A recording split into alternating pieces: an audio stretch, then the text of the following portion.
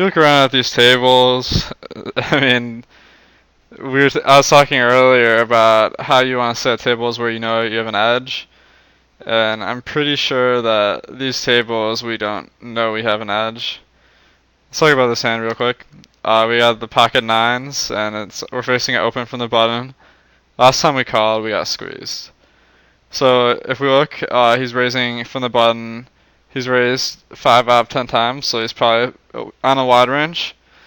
So I like just 3-betting here, and it doesn't play super well out of position, but we're gonna know pretty well where we're at post flop, and we're gonna get a lot of folds pre-flop, and then on kind of the high card boards post flop we can take a stab and take it down all the time.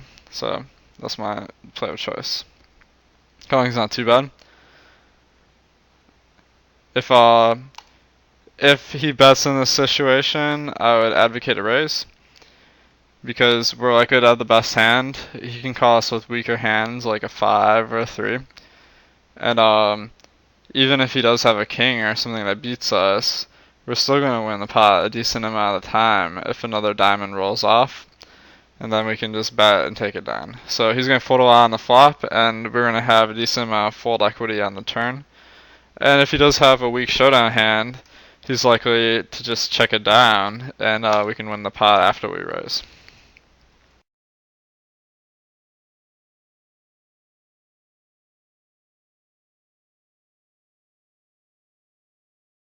Once he checks, I mean, his range is going to be super weak.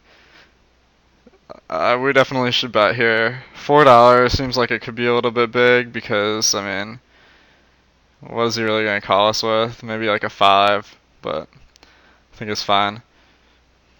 I think maybe making 2 small bets might be a little bit more profitable, but it's not really a big deal. So I was mentioning earlier, we want to open up our button range a little bit. Queen 6 offsuit isn't one of those hands that I'd do it with. It'd be more like the 5-7 offsuit or something like that, where we have more big hand potential. With the Queen 6 offsuit, it's really hard to get value from weaker hands post flop.